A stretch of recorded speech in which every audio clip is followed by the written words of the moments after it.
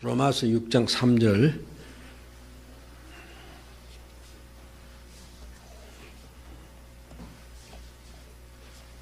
로마서 6장 3절부터 11절까지 조금 길게 보겠습니다.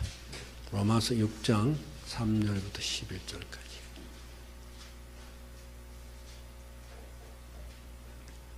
됐죠? 예. 우리 교도 갑시다. 제가 먼저 볼게요. 무릇 그리스도 예수와 합하여 세례를 받은 우리는 그의 죽으심과 합하여 세례를 받은 줄 알지 못하느냐.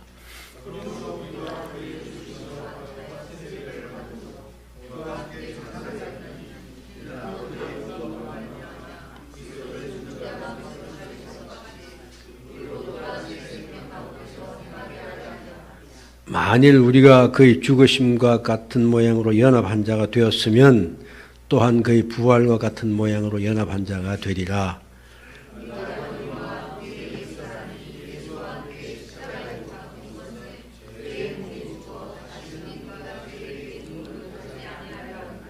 이는 죽은 자가 죄에서 벗어나 의롭다 하심을 얻었음이라.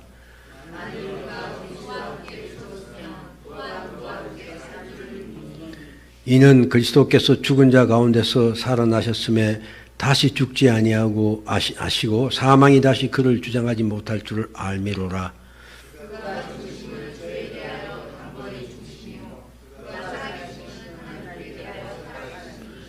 예, 같이 봅시다. 이와 같이 너희도 너희 자신을 죄에 대하여 죽은 자요 그리스도 예수 안에서 하나님께 대하여는 살아있는 자로 여길지어다. 아멘. 아멘. 자, 우리 지난주 본 것 보면서 조금 살펴보겠습니다. 지난주에는 사도신경 중에서 그리스도의 고난에 관한 부분이 주로 살펴봤어요. 본디오 빌라도에게 고난을 받아사 하는 그런 내용인데 그걸 보면서 우리가 그냥 살펴본 내용을 그냥 훑어보면요. 아무튼 예수님은 당시 세계 최고의 법정인 로마 법정에서 그 최고의 재판관인 총독 빌라도에 의해서 신문을 받고 재판을 받았는데 그 사람의 결론이 예수에겐 죄가 없다. 내가 죄를 찾지 못했다고 그랬죠. 근데도 유대인들이 예수를 죽이길 요구를 했고 어떤 그 정치적인 어떤 이유 때문에 빌라도는 사형으로 정죄를 내렸습니다. 그 예수님은 죄 없는 분이시면서 죽으셨다. 그게 뭘 의미하느냐? 바로 그분은 우리 죄를 대신 지시고 죽으신 것이라는 뜻이다. 그렇게 우리가 살펴봤습니다. 예수님은 죄가 없었지만 우리의 죄를 대신 지시고 죽으셨기 때문에 그분은 하나님으로부터 죄인이 버림받는 그 비참함, 절망도 체험하셨고 또 그 무엇보다도 예수님의 마음을 짓눌렀던 것은 죄에 대한 하나님의 무서운 진노를 절감했기 때문이다. 그래서 내가 고다 죽게 됐다. 그런 말씀도 하시고 땀이 그냥 피 흐르듯이 떨어지는 그런 모습도 보이셨다. 그렇게 살펴봤죠. 사실 그래서 우리는 순교를 당하고 박해를 받아도 예수님이 당한 우리 인간은 절대로 예수님의 그 고난, 어려움은 겪지 않는다. 왜? 우리는 이미 그리스도 예수 안에서 우리가 죽음, 천국 간다 하는 그런 소망과 하나님 위로가 있기 때문에 그렇습니다. 예수님은 죄인으로 죽기 때문에 그런 위로도 없었다 하는 그런 말씀을 우리가 살펴봤습니다. 그렇죠? 네. 또 예수님이 그렇게 죽으신 것은 바로 성경에서 예언됐던 것들 혹은 모형으로 보여줬던 것들을 그대로 성취하신 것이다. 또 그걸 통해서 우리가 조금 더 나가면 구약에서 예언했던 그 모형을 보여주는 모든 것이 예수 그리스도의 성취되신 걸 보면서 우리가 우리에게 약속된 것들, 그렇죠? 우리에게 주신 말씀들이 앞으로 다 성취될 것이다 하는 우리는 그런 기대를 갖고 비록 신앙생활이 힘들고 어려워도 혹은 엄청난 어떤 어려움이 시련에 구름이 몰려오는 것 같이 느껴져도 우리는 하나님 말씀만 전적으로 신뢰하고 갈 수 있다. 믿음을 지켜 나갈 수 있다 하는 그런 데까지 우리가 살펴봤습니다. 오늘은 그 문답 속에 보면 40번부터 43번을 쓰는데요. 44번까지가 이번 주 거로 되어 있어요. 되어 있는데 44번을 양도 많고 그래서 제가 뺐는데 그 44번이 뭐냐면 여기 써놓지 않았습니다만 예수 그리스도께서 지옥에 내려가심이라는 것입니다. 지금 현재 우리 한글 사도신경에는 지옥에 내려갔다는 부분이 없었죠. 근데 제 기억으로도 옛날에는 우리가 외우는 데서 그 지옥에 내려갔다는 게 있었어요. 근데 이제 그게 없어졌습니다. 우리는 빼버렸죠. 그런데 뭐 천주교도 지옥에 내려가셨다는 건 그건 우리가 생각이 다르려서 그렇게 하고 또 아무튼 또 지옥에 내려가셨다는 것을 주장하시는 분들도 있어요. 있는데 아무튼 왜 지옥에 내려가시면 게 그 사도신경에 붙었느냐 하는 그것을 생각해보는 부분인데 그건 제가 나중에 따로 떼서 한번 그냥 간략히 설명하기로 하고 오늘 대체 양이 좀 많아서 43문까지만 살펴보도록 그렇게 하겠습니다. 자, 40문부터 보겠습니다. 왜 그리스도께서 죽으시기까지 낮아지시는 것이 필요했습니까?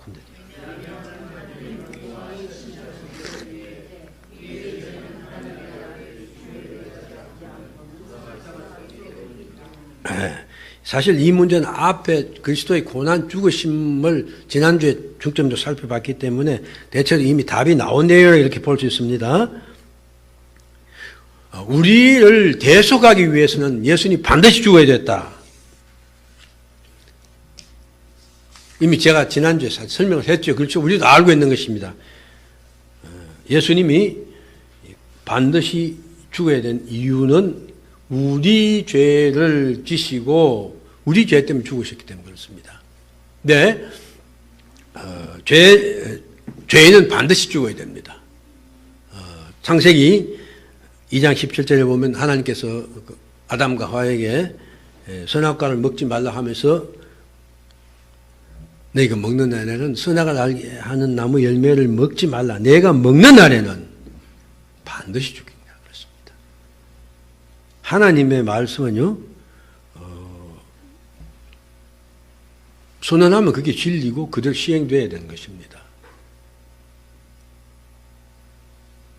근데 아담은 하나님께 분명히 너 반드시 죽는다고 그랬는데 그 하나님을 거역하고 명령을 어겼습니다. 그렇기 때문에 당연히 죽어야 되는 것입니다. 그게 하나님의 공의죠. 그러니까 하나님의 공의라는 측면에 봤을 때 우리가 반드시 죽어야 되기 때문에 우리 죄를 지신 예수님이 반드시 죽어야 했다. 바로 그 말입니다. 그 다음에 두 번째는 하나님이 신실하심 때문이다. 뭐, 이 공의하고도 또 통하는 말이기도 하지만요. 조금 더 이렇게 세분해 보면 앞서 말씀드린 하나님의 말씀은 말씀하신 것이 진리고 그대로 이루어져야 돼요. 죄지면 죽는다고, 죽음이라고 말씀하셨기 때문에 하나님 말씀 변화되지 않잖아요. 변경될 수 없죠? 변개치 않는다고 그랬는데요. 그러니 반드시 죽어야 했던 것입니다. 하나님께서 죽으려 했으니까 그대로 해야 되는 것입니다. 근데 여기 밑에 제가 조금 토를 달아놨는데요. 어떤 사람들은 아담이 그 죽으면 당장 죽었어야 했는데 안 죽었지 않느냐. 아담은 성경에 보면 900살 넘게 살았죠. 그래서 당장 죽은 것이 아니다 이렇게 말을 하는 사람도 있습니다. 그러나 이미 하나님께서 저주가 선언되시고 난 뒤부터의 아담의 삶은 사실은 살아가고 있지만 살아가는 것이 아니라 죽음을 향해 가는 삶인 것입니다. 그렇죠? 죽음이 예정되어 있고 그 죽음을 향해 가는 그런 말은 죽어가는 것이 인간이 태어나면 벌써 죽어가잖아요. 그런 존재가 되었다. 또한 영원한 죽음에 대한 공포 속에서 살 수밖에 없었다 하는 것입니다. 그 다음 예수님이 다 죽어야 되는 이유를 세 번째 보면 역시 하나님께서 선지자들과 또 조상들에게 한 약속 때문이다. 이렇게 볼 수 있습니다.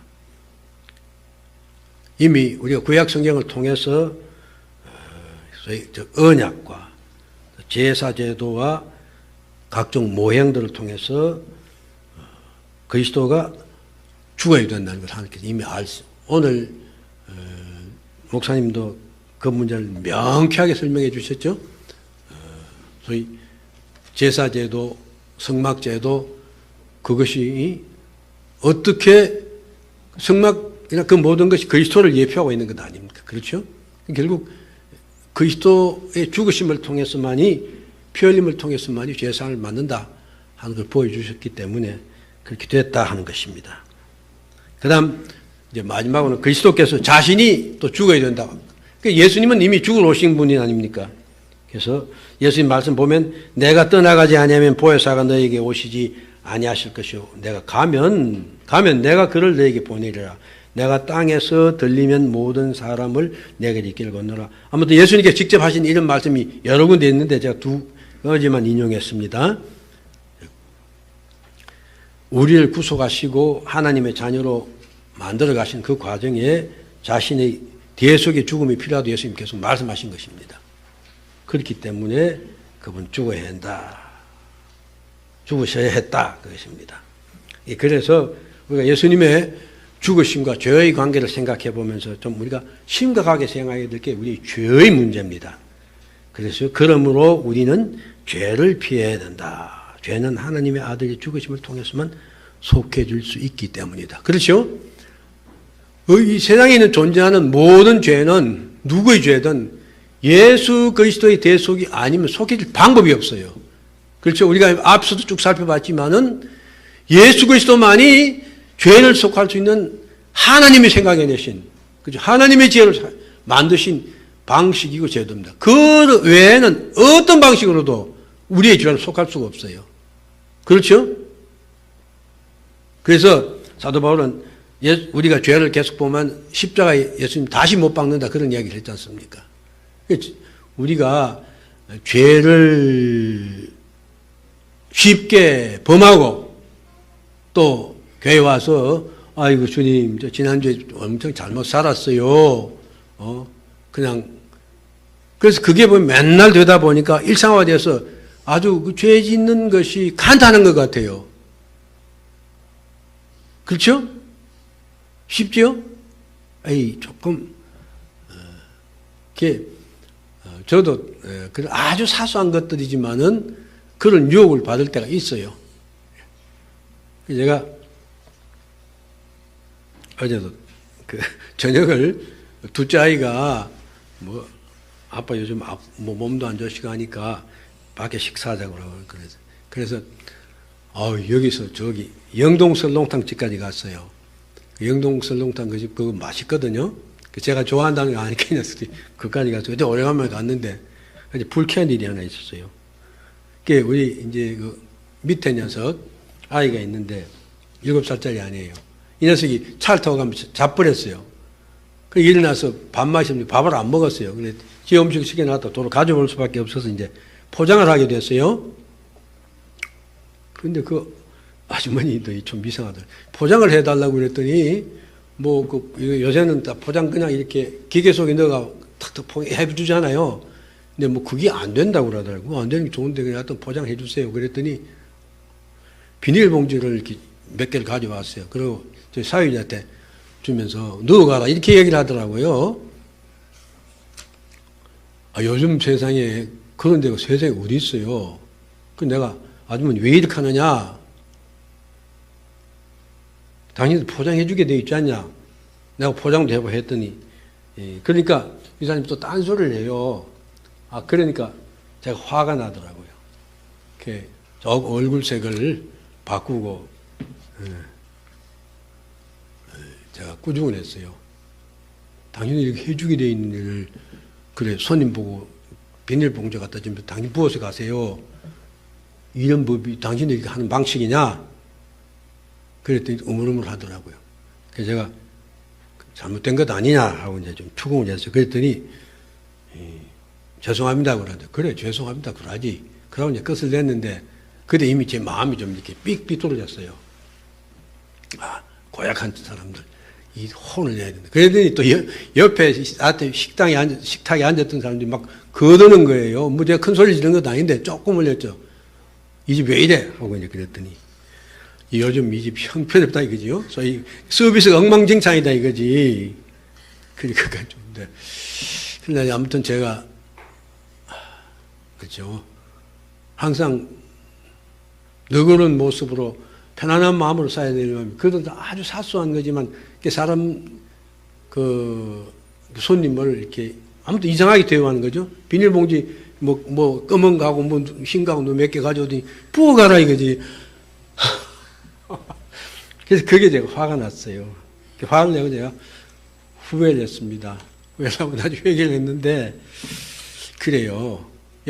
우리 마음속에 정신을 똑바로 차리고 있으면 그런 게 아닌데 그게 생각도 않게 엉뚱이 와서 옆에 와서 아주 불쾌한 일을 당하게 하고 그래서 화를 내게 하고 결국 내 마음 평정심 흔들릴 뿐만 아니라 사람 관계에서 뭐 그렇게 남의 나쁨을 추궁하고 그러면서 참 내가 조심해야지 하면서도 이 긴장을 조금만 늦추면 그렇게 되더라 이것입니다. 분명히 요한일서 1장 9절에는 그렇죠. 예수 그리스도 통해서 우리 죄에 대속함을 받았기 때문에 죄를 우리가 고백하면 자백하면 밑벽으로서 죄를 사하신다고 그랬죠. 그러니까 우리는 자꾸 이제 그게 되니까 그렇죠. 아예 이제는 뭐 아무 의식도 없이 그냥 잘못하고는 예수님 잘못했어요. 이제 이건 내 책임 아니에요. 그러면서 죄를 쉽게 범한다 이것입니다. 그러나 예수님이 우리의 죄의 문제를 해결하시기 위해서는 그분이 죽으셔야 됐고 우리가 맛볼 수 없는 엄청난 고난, 고통을 겪으셨다는 것입니다. 우리의 죄 때문에. 우리가 이 죄의 문제는 정말 심각하게 피해야 되겠다 하는 것입니다. 이제 더 나아가서 우리가 예수 그리스도의 그 은혜에 대해서 대속에 대해서 정말 진심으로 그걸 깨닫고 감사하는 삶을 살아야 된다. 그리고 또 이제 반대로 뭐 우리 오늘 아침에도 요즘 목사님 종종 자주 하실 말씀인데 그냥 이 뭐라 그러죠? 자존감을 상실하고 내가 자꾸 이렇게 하니까 그래서 좀 자기를 못 추스리는 그런 경우도 아니어야 되겠다는 것이죠. 왜? 아무리 큰 죄라도 분명히 예수 그리스도의 은혜를 다 구속함을 받기 때문에 그렇죠? 그래서 우리가 죄를 범하지 않게 엄청나게 애쓰고 노력하고 그래서 그냥 깨어 있어야 돼요. 근데 내 영이 깨어 있어야 됩니다. 그래서 기도해 계속 해야 돼요. 그렇게 하면서 그러다가 내가 실수범했잖아. 참 그리스도의 고난을 생각하면서 우리가 눈물을 흘리며 통회하지만은 그런 것 때문에 우리 하나님 백성들 자존심을 잃어버 자괴감 때문에 그런 것들을 상실하면 안 되겠다. 그러니까 죄가 아무리 크다 해도 오직 그리스도의 은혜 대속의 죽음으로 속하심을 받게 된다는 것을 잊어서는 안 되겠다. 제가 그런 말을 뒤에 달아놨습니다. 자, 그러면서 여기에 그리스도의 죽으심에 관하여 생각할 때 살펴봐야 될 하나의 문제가 있다 했는데, 자, 성경에 보면요, 예수님은 모든 사람을 위해 죽었다. 또 그냥 쉽게 제가 구절 구체적 말 여기 보면 이런 게 있죠. 그는 우리 죄를 위하여 화목제물이니 우리만 위할 뿐 아니요 온 세상의 죄를 위함이다. 고린도후서 5장 15절에 그가 모든 사람을 대신하여 죽으심은 또 디모데전서 2장 6절 그가 모든 사람을 위하여 자기를 대속물로 주셨으니 이렇게 말합니다. 그렇죠? 예수님은 모든 사람을 죽었다. 그 다음 또 반대로 예수님은 택한 백성, 자기 백성을 위해 죽었다 하는 그런 말이 있습니다. 마태복음 20장 28절 자기 목숨을 전체가 많은 사람의 대속물로 주기 위함이라. 그 다음에 마태복음 1장 21절 그가 자기 백성을 그들의 죄에서 구원할 자이십니다. 그 다음에 에베소서 5장 25절을 보면요. 그리스도께서 교회를 사랑하시고 그 교회를 위하여 자신을 주셨다. 이렇게 말해요. 어느 게 맞습니까?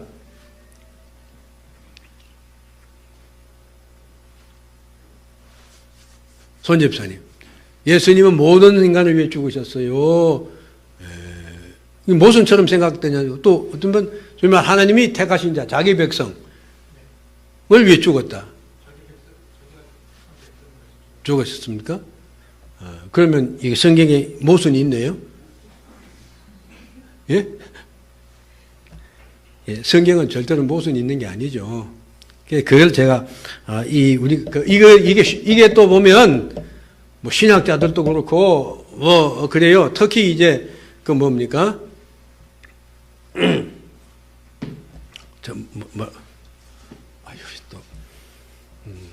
아무튼, 내가 회개하고 내가 구원받을 수 있다 하는 그런 쪽을 주장하는 그런 신학조를 가지고 우리가 이단으로 치는 사람들이 바로 이런 문제를 제기합니다. 그렇게 하고 감리교 쪽에서도 보면 이런 소리 하는 사람이 많아요. 자, 근데 이제 이건 다른 사실, 예수 그리스도께서 죄인을 위해 죽었다는 구속하는 사실, 그 사실을 다르게 설명하는 게 아니라 이런 것입니다. 예수님의 구속의 능력, 보혈의 능력은 모든 인간을 위해서 구원할 수 있는 능력을 갖다 이게 충족성의 문제입니다. 이건요. 예수님의 피는 누구든지 예수님 안 죽는 사람 구원하시는 거예요. 그런 능력이 있다 이것입니다. 그러면 자기 백성 이렇게 말하는 것은 이게 충족성에 관한 것이 아니라 소위 유효성 이렇게 말합니다. 예수님의 구속의 능력은 어떤 인간도 다 구원할 수 있는 능력 있고 그렇겠지만은 그러나 그것이 실제로 적용되고 해당이 되는 사람은 누구냐? 조건이 있어요. 조건이 뭡니까? 예? 조건이 뭡니까? 예? 믿음이죠. 뭐 두말할 거 없죠. 누구든지 저를 믿으면, 근데 이제 그것도 보면, 나중에 성경을 더 구체적으로 보면, 누구든지 믿으면 그냥 누구나 절대로 못 믿죠. 그렇죠? 우리가 전도를 해보면 압니다. 두 사람을 나누고 했는데, 그 똑같은 말을 했는데, 같이 있는 자리에서 그 사람은 그 말을 그냥 바로 받아들이고, 관심을 갖기 시작하고, 예수 믿는 사람이 되는 경우가 있는가 하면, 아무리 해도 절대로 끝에 가서 되는지 모르겠지만 절대로 안 될 것 같이 안 되는 사람이 있어요. 우리가 그걸 보고 넌 하나님이 택한 사람, 넌 아니다 이렇게는 절대 말 못하죠. 왜? 그 사람이 마지막 순간에 회개하고 구원받을 수 있으니까. 그러나 아무튼 그리스도의 구속의 능력이 적용되는 것은 믿는 사람에게요. 그렇죠? 믿지 않는 사람은 안 됩니다. 그런데 이제 그 믿는 사람은 또 보면 성경에 보면 하나님이 택하신 자다.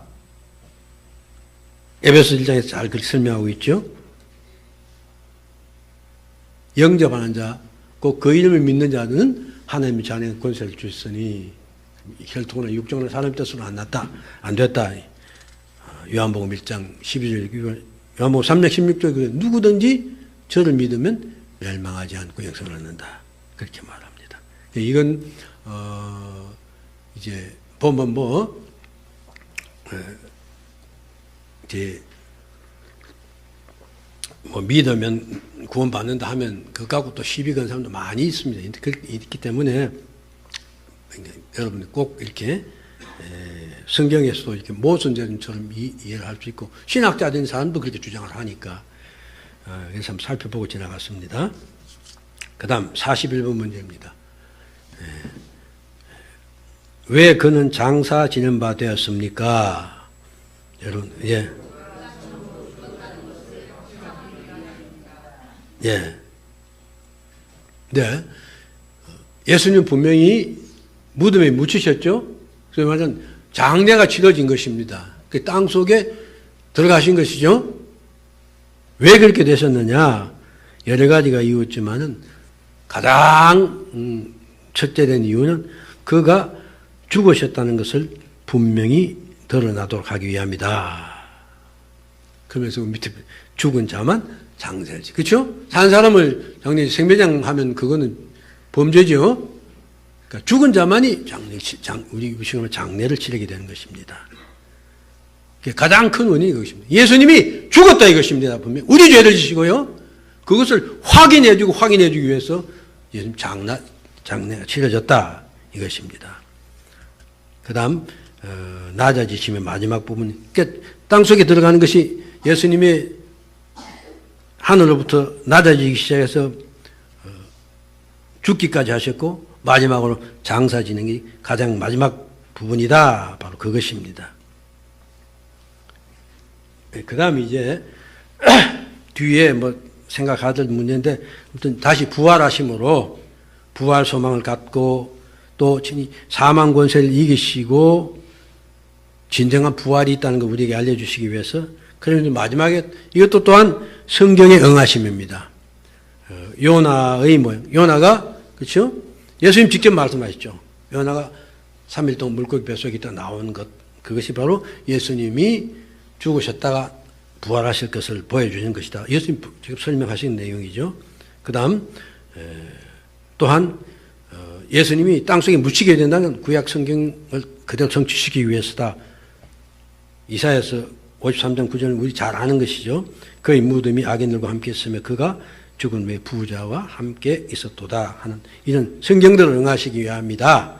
바로 그것입니다. 이제 제가 지난번에 한번 말씀드렸지만은 이 구약 성경 예수 그리스도를 지향하고 예수 그리스도를 말하고 있다. 예수님 직접 하신 말씀이죠. 너희가 성경에서 영생을 먼저 생각하고 성경을 연구하거냐. 이 성경이 곧 내게 대하여 정언하는 것이다. 요한복음 5장 39절 말씀입니다. 바리새인들이 뭐 하니까 그게 바로 나다 이거죠. 그 예수님 말씀으로 명백한 것이 뭡니까? 구약은 예수 그리스도를 가리키고 있다 이것입니다. 그래서 성경 해석 원리가 구약은 신약에 의해서 해석이 돼야 된다 하는 말씀 제가 말씀했는데 우리 황 목사님이 그걸 세계에서 제일 잘하는 것 같아요. 제가 보면 만나본 사람 중에서는요. 예? 너무 오늘도 그렇죠. 제사제도하고 그다음 성막이 구체적으로 그렇죠. 뭐 그분의 성막론도 있고 다 해서 그 보면 뭐 결코 알게 되겠지만은 아무튼 그렇게 명백히 그렇게 말씀합니다. 성경이 보면 이렇게 꽉 짜져 있어요. 예? 그 구약에 써진 게 허투루 써진 게 아니다 이것입니다.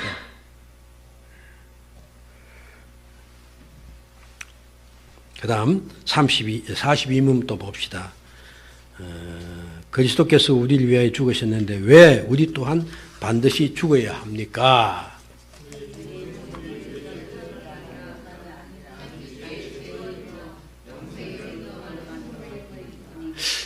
예. 여러분 혹시 이런 그 의문 가진 적 없습니까? 예수님이 이제 사망권세 이기시고 이제 했기 때문에 이제는 우리 안 죽으면 안 죽어도 뭐 전혀 문제가 되는 것 아니지 않냐? 혹은 죽었는데 왜 이상한 것 아니냐? 이런 생각 가져본 적이 없어요? 예? 있지요? 있을 거예요. 그게 정상이에요.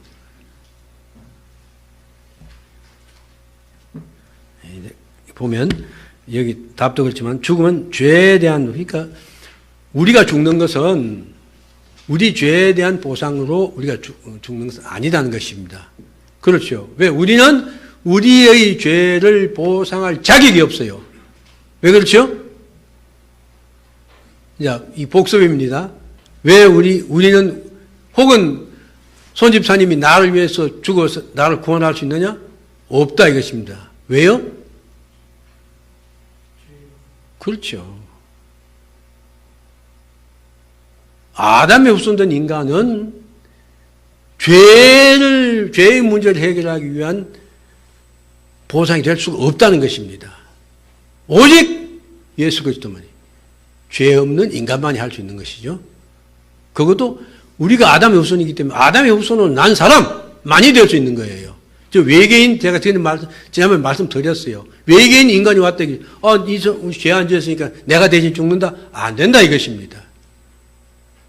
아담의 후손만이 할 수 있는 것이다. 그래야 그게 소위 등가성의 원칙이 맞는 것이다. 그렇게 말씀드렸습니다. 그래서 우리가 육체적으로 죽는 것은 예수 그리스도가 값주고 산 언덕을 받기 위해서며 우리의 죄가 제거되고 변화되 영생에 들어가기 위해서다. 우리의 육체의 죽음은 우리 속에 잔재가 남아있다는 교훈이며 죄가 위중하다는 것을 교훈하는 것이요 죄의 잔재를 제거하는 것이며 영생으로 옮겨갑니다. 이게 아주 잘라서 이야기해서 이것입니다. 우리가 이 땅에 죽는 것은 우리가 그리스도의 은혜로 구속을 받고 하나님의 자녀로 살고 있지만은 여전히 우리에게는 육체적인 성향이 남아있지요. 이것과의 싸움 아닙니까? 신앙생활이라는 것은. 그렇죠? 그렇기 때문에 이 죄는 결국 죽음으로밖에 해결 안 된다 하는 것일 뿐만 아니라 그게 우리 죄의 잔재가 남아있다는 교훈이고 또 죄는 결국 죽음을 요구한다는 것을 우리 끊임없이 깨닫게 한다 이것입니다. 그러나 우리가 예수 그리스도의 은혜를 구속을 받았기 때문에 우리가 소위 육체의 죽음이라는 관문을 통하는 그 순간 우리에게 있던 그 모든 것이 제거되는 것이고 없어진다 이것입니다. 그러면서 영생을 도는 관문이다. 자, 제가 성경 말씀을 이렇게 외우다가 너무너무 신난 부분이 그렇게 하고 제가 그 의미를 걸려와서 깊이 깨달은 부분이 하나가 있어요. 요한일서 3장 2절 3절 부분인데요. 요한일서 2장 3절. 제가 읊어드릴게요. 자, 자녀들아, 우리가 지금은 하나님의 자녀라. 장래에 어떻게 될지는 아직 나타나지 아니하였으나. 그렇죠? 우리가 어떻게 될지 그냥 좀 비교적 막연하게 그려져 있죠. 그런데 여기서 요한일서에서 아주 그냥 명쾌하게 이야기해 놨어요. 나타나죠. 그가 나타나시면 우리가 그와 같을 줄 아는 것은 그러니까 예수님이 나타나시면 우리가 보니 예수님이 우리 같다 이렇게 알게 된다는 것이죠. 그것은 그의 참모습 그대로 볼 것이기 때문이니. 그러니까 우리가 비록 이 땅에서 신앙생활하면서 때로는 그냥 절제를 못해서 때로는 실수도 하고 이렇게 하고 했지만은 그러나 참 신앙이냐면 끊임없이 예수 닮기 위해서 애쓰고 노력하고 성화를 애쓰고 노력하는 것입니다. 그렇죠? 그렇게 안 하면서 예수 믿는 사람은 가짜입니다. 왜? 중생한 사람은 반드시 예수 닮기 노력하게 돼 있어요. 왜? 성령이 우리 안에 계시면서 우리를 그렇게 이끌어가기 때문에 그렇게 안 할 수가 없는 것입니다. 그걸 더 효율적으로 하기 위해서 성령을 소멸치 말라는 것이죠. 성령이 그렇게 하나님 아니야. 그것도 하나님 아니십니까? 하나님은 우리 속에서 우리를 향하면 예수 닮도록 끊임없이 소원을 갖게 하고 그렇게 만들어가요.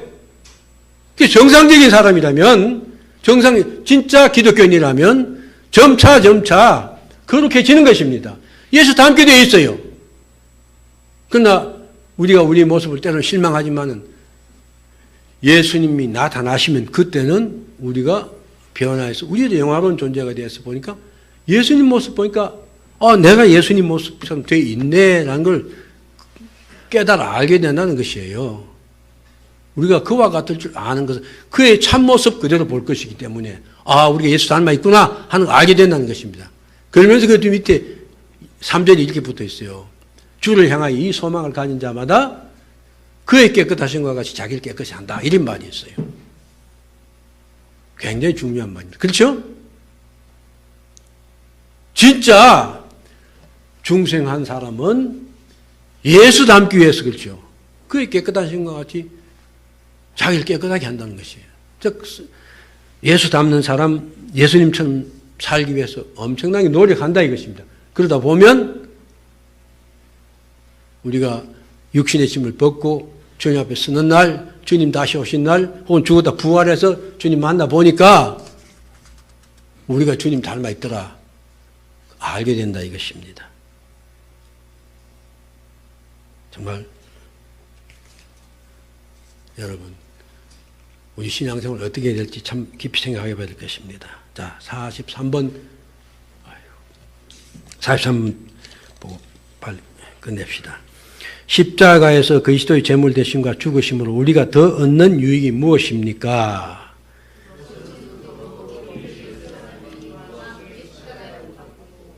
읽고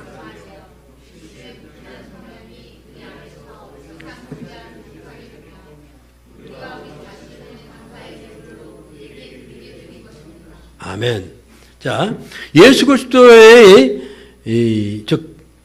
대속의 죽음, 그걸 통해서 우리가 얻는 것은 바로 우리 구원이죠.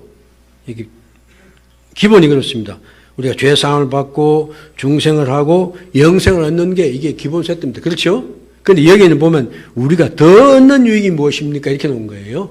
그러니까 그 외에 우리가 더 얻을 수 있는, 생각해 볼 수 있는 게 무엇이냐 하는 바로 그것인데, 첫 번째가 여기 뭐라고 써놨습니까? 육신의 부패한 성향이 우리 안에 더 이상 지배하지 못한다. 이렇게 말합니다. 그렇죠? 거듭난 사람은 새 생명이 우리 속에 심어져서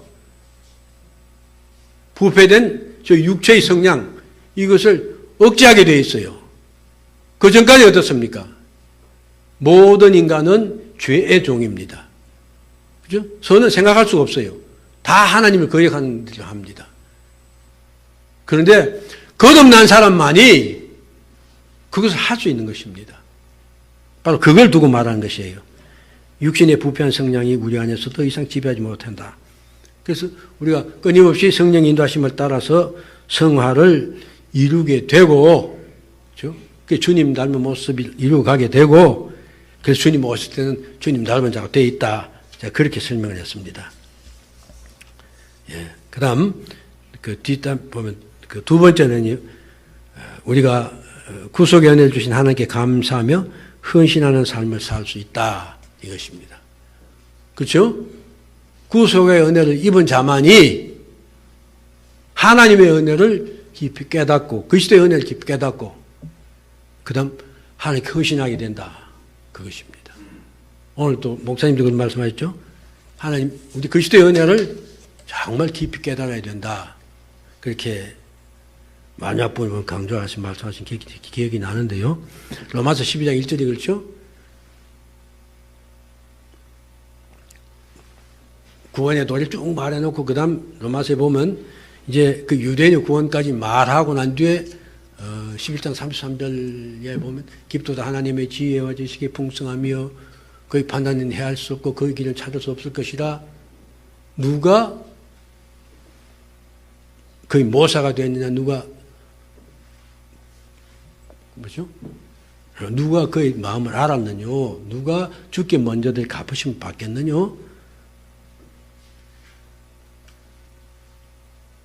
그렇게 말을 하면서 이제 33절에 이는 만물이 주에게 나오고 주로 말미암고 주에게 돌아갑니다. 영광의 세세들 그에 있을지어다. 이렇게 말. 즉 구원론의 결론을 딱 내려놓고 12장 1절이 그렇게 말하는 것입니다.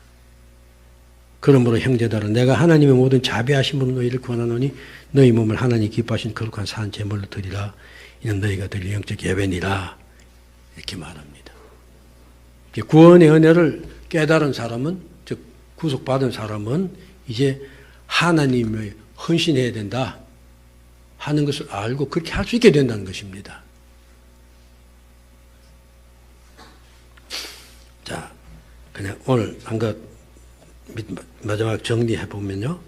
그리스도의 대속의 죽으심은 하나님의 공의를 드러내었고 하나님은 자신의 말씀을 반드시 지키시는 신실한 분이라는 것을 보여준다.